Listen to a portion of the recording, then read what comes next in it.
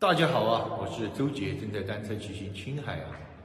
今天是9月18号，918是一个铭刻民族记忆的日子，它提醒着我们：伤痛让生命更厚重，挫折让脚步更坚定。勿忘历史，吾辈当自强啊！今天应该是每一个中国人都不应该忘记的日子，要铭记94年前的今天受过的屈辱，勿忘国耻啊！兄弟们，东西已经装上车了，出发去镇里面买点菜放在车上。哇塞，今天阳光明媚，风和日丽啊！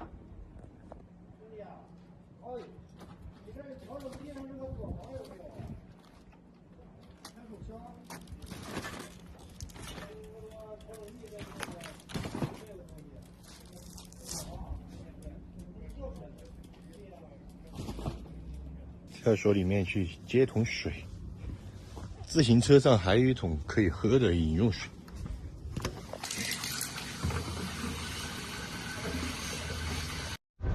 这里买点蔬菜，买点菜。微信收款28元。哦，可以，还挺新鲜的。买点香菇，这个香菇都好像有点生霉了，还可不可以吃啊？应该可以吧。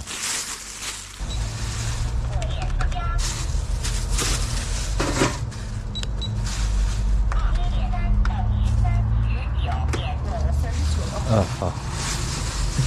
买点鸡腿、土豆什么的，挂在哪里啊？挂在龙头上。再去那个服务区那里吃碗面再走啊。一个干拌，面少一点吧。这个老板怎么这么实在，叫他少煮点面，他是不是听错了？煮的比往常还要多啊！这么大一碗，吃不完又浪费，有点浪费粮食。每次都加好久都加不完。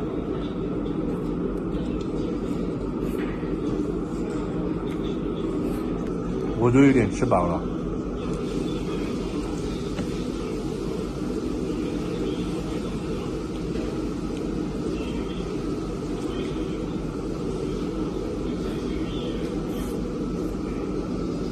吃过饭了，吃得非常的饱，把草妹带起来。今天太阳有点大，本来不想剩饭的，但实在是吃不完了，分量太足了。走吧，我们继续出发。现在我们要出发的是347国道，地图上显示这条国道应该是比较荒凉的。一个是没有什么补给点，而且基本上是没有什么人烟，可能有些牧民。但天气冷了之后，大家都从牧场搬下来了。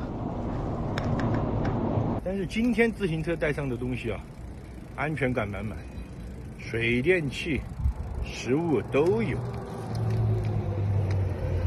毫无畏惧。离德令哈还有184公里，可能走2天，也可能走3天。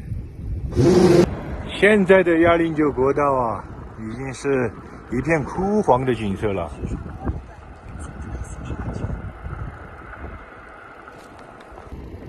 连路边这些草都黄的差不多了。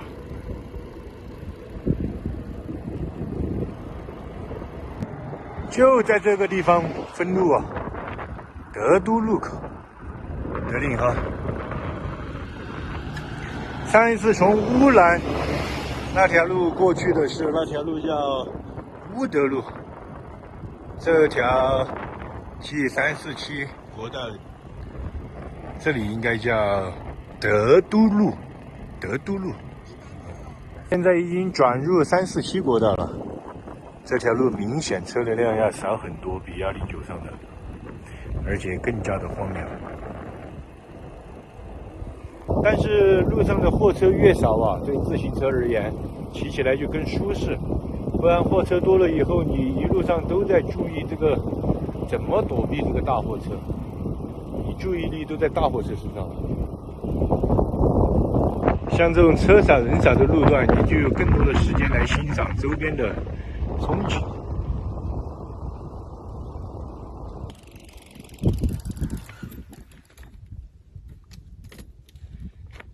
这好像马上又要进山区了，在这里歇一下，喝口水。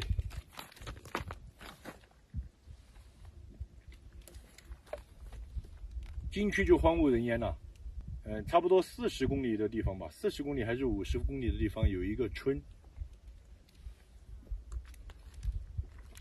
应该有一个小村庄。但不知道有没有补给。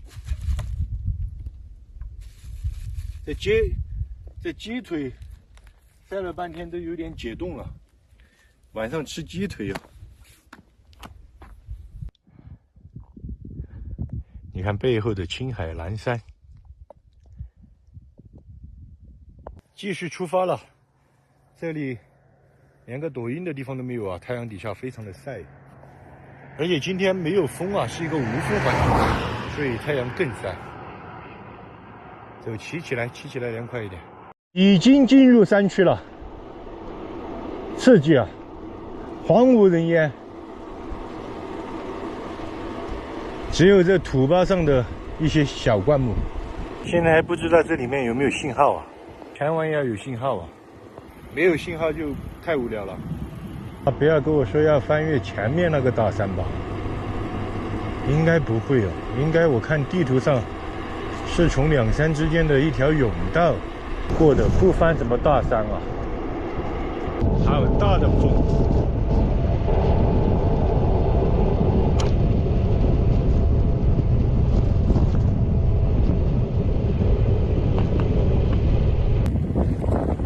这里面无人区的感觉非常浓烈啊。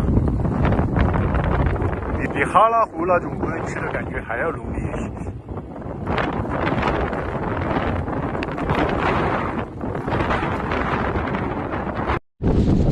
我都没想通，怎么突然之间就刮这么大的风了，而且是四面环山，这是一条风道啊。按照道理来说，四面环山不应该有这么多的风啊，只能说明这条公路它是两山之间的甬道，也是风道。调转那个方向，稍微有点顺风了。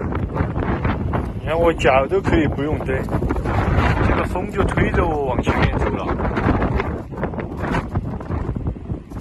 哇，这种感觉就有点像阿里的那种感觉了。前面有树林，还有建筑物啊，这么神奇吗？这边有牧民啊，哎，这应该就是地图上显示的那个村子了吧？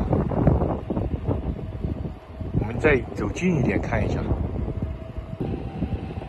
这里面不像是村子啊，更像一个农场，种了好多地，还有大棚，还有粮食。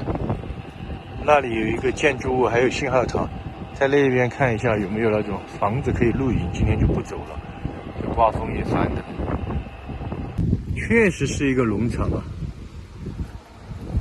茶香卡农场。这边农场的行政级别就相当于内地一个镇的一个级别。哎，这里可以看找个地方搭帐篷，找房子是最好的，逛一圈。这个地方真的有点超乎我的想象。这里面也有商店，也有超市，还有蛋糕店，虽然好多已经关门了。还有饭店，这些也比较关门了，可能就只有几家超市开着门。但是这么一朝里面走这么荒的地方，然后进来这里面绿树成荫，这么多建筑物，真的有点超乎想象。这种地方的废弃房子非常的多，找一找。你看这些地方，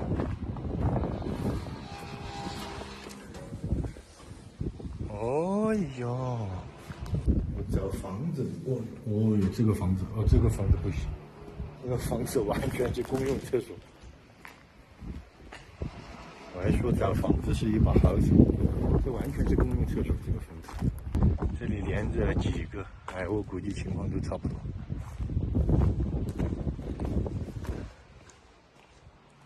我估计情况都差不多。我又不敢看，不敢看啊！再找一找，太脏了这个房子。这个房子好像还不错呀，刚进去看了一下，明显的这个房子打扫过。你看这些房间有点小，搭不了帐篷。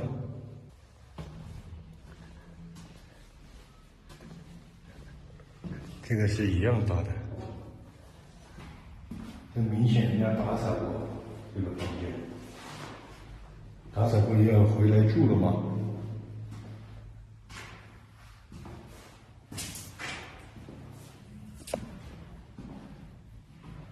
但是看这个打扫痕迹来说，好像也是很久以前打扫的。就在这个房间里面沐浴吧。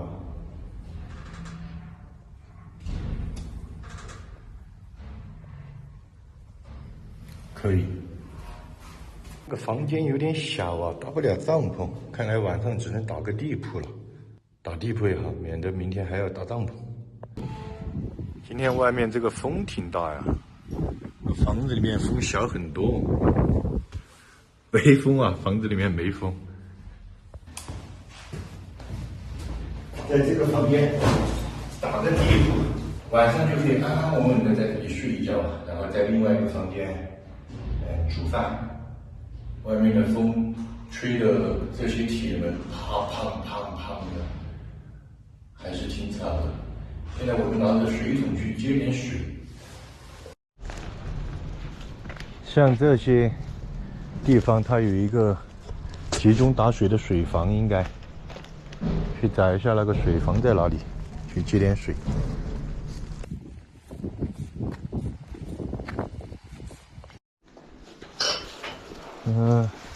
来到这里来到。哎，好，谢谢谢谢。你打在这个桶了，你这个桶太小了呗。哎，够了够了，我做一顿饭够了。我来嘛，我来嘛。啊，够了够了够了够了够了，谢谢谢谢。谢谢。你喝着这热水不着？不用不用。来这都给点，马上给。哦。马上你说个时候，你按这儿一点。啊？按这儿住的。我在那边有一个没人住的房子，我在里面搭帐篷。哦。哎，这边好多那种房子是空着的。这个你们说。啊，不用不用，谢谢谢谢谢谢。谢谢。谢谢谢谢。那你要是这个拿说吧。啊？要是土豆了。什么？这花等等呢？这个有没有？哦，我有。有了吗？啊，我买了菜的，买了菜在这自行车上。谢谢老大娘。啊，谢谢噻。谢谢谢谢。那这个萝卜有没有？不用，我都有的。那要这是个萝卜干。啊，都有，我吃的都有。谢谢了。谢谢噻嘞，这个萝卜拿走。不用，我带不了这么多，我准备了那个吃的菜的，准备了的，然后再带多一点就带不动了，我那个是自行车。谢谢了大娘。再见。太热情，太淳朴了，搞得我有点不好意思了。还给了我一个甜甜的番茄，还想给我他们种的土豆啊、萝卜之类的，太温暖了，但是我带不了啊，也不好意思要别人的。好吧，我们回到帐篷那里做饭了，在这个房间里面做饭，另外一个房间睡觉。先把这个鸡腿剁一下，然后拿来洗了。哎，这个鸡腿已经解冻了，解冻了就可以把血水洗出来。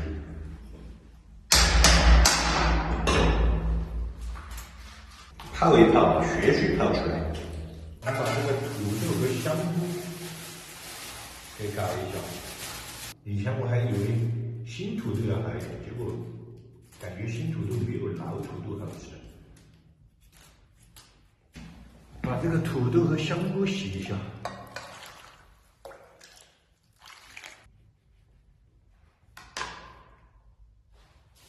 香菇给它撕一撕。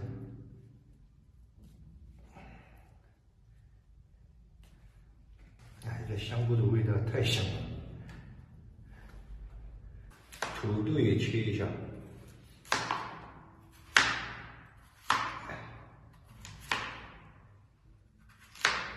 再准备一点花椒、干辣椒和姜蒜。今天这个辣椒下手有点重，要搞点麻辣的来搞一下。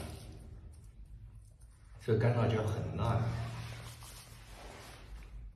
今天用柴火炉啊，这个村子里面大家都在山里，我在路边借了一点煤啊，把窗户打开，把这个火升起来。把煤炭加进去，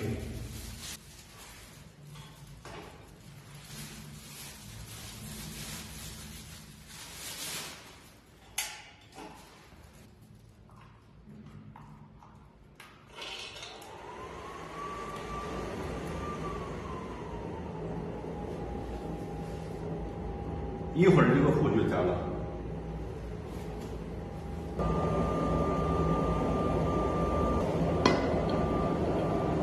热锅凉油是不粘锅的关键。先把这个锅烧热，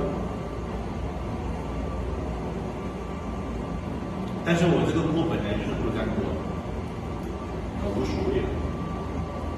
加点油，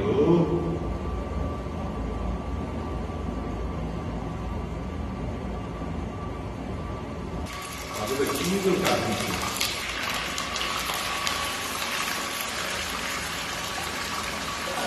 鸡肉先炒一下，你看这个鸡腿泡一下之后，这炒出来就感觉干干净净的，就没有这么多血水。这鸡肉的水分差不多也炒干了，把这个干辣椒、花椒、姜蒜搞里头，搞进去再倒上一下。再喷点白酒，白酒可以把干辣椒和花椒的香味更好的激发出来。再搞一点香辣酱，这个香辣酱是我自己用的鲜辣椒酱和那个清油火锅底料放在一起，我感觉这个配方还可以。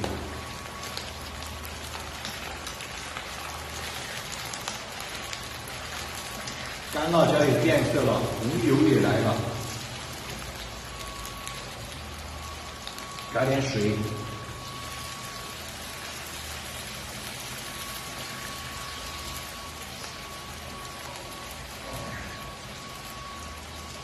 接下来又到了几烧肉鸡肉的调味环节了，加点酱油，加点醋提一下香味，五香粉一点点，胡椒粉一点点，味精、盐，还有土和香菇啊，还有就是必不可少的白糖。试一下这个味道怎么样？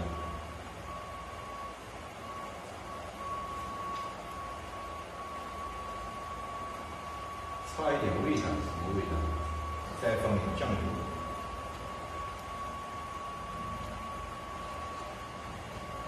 接下来我们就把土豆和香菇搞进去。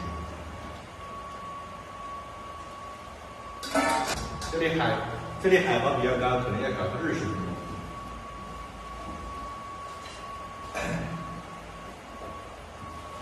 盖上盖子，焖20分钟。反正鸡肉炖好，米饭也蒸好，就可以开饭了。炖了20分钟了，看一下这个。还没好啊，等它开一下盖，大火收一下汁。哦，你看外面这个风，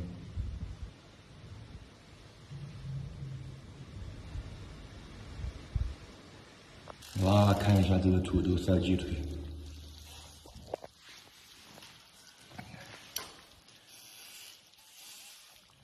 有没有食欲？哇塞！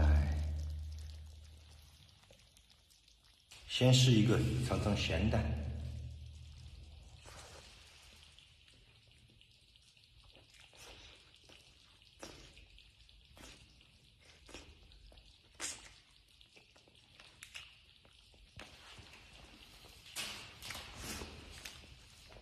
完美，完美。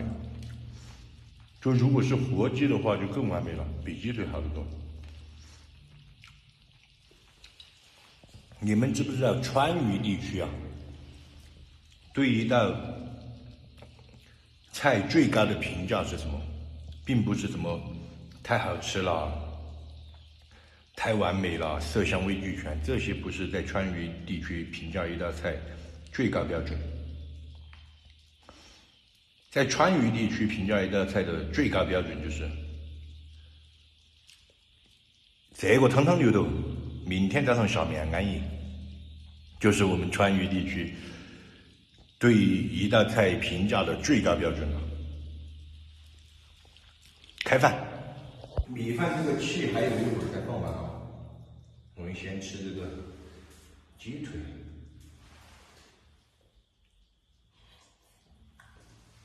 哇塞，这个味道太小了。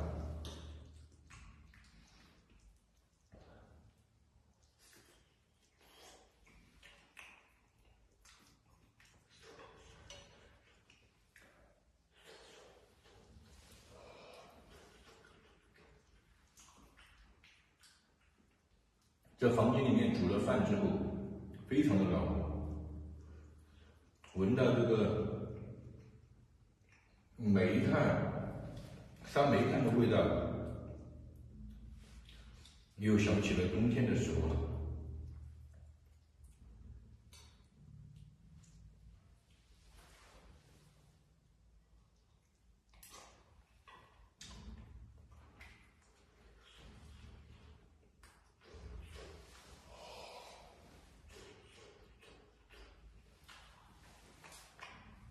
有点烫，又麻又辣，放的花椒和干辣椒比较多。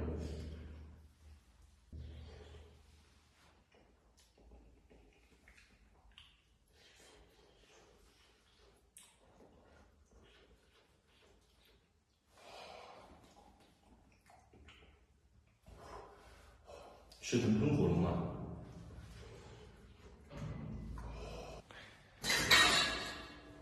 饭吃完了，今天不只有废弃房子，还是住的套房。哎呦！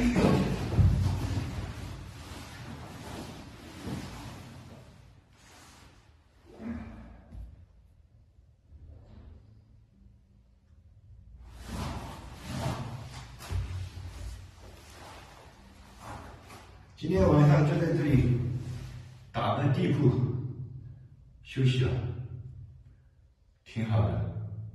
外面风非常大，现在反正现在能听到外面那个铁门吹的梆梆梆的声音。好吧，今天在这里休息一晚，希望明天的风会小一点吧。今天的视频就到这里了，喜欢小杰的点个关注，点个赞吧。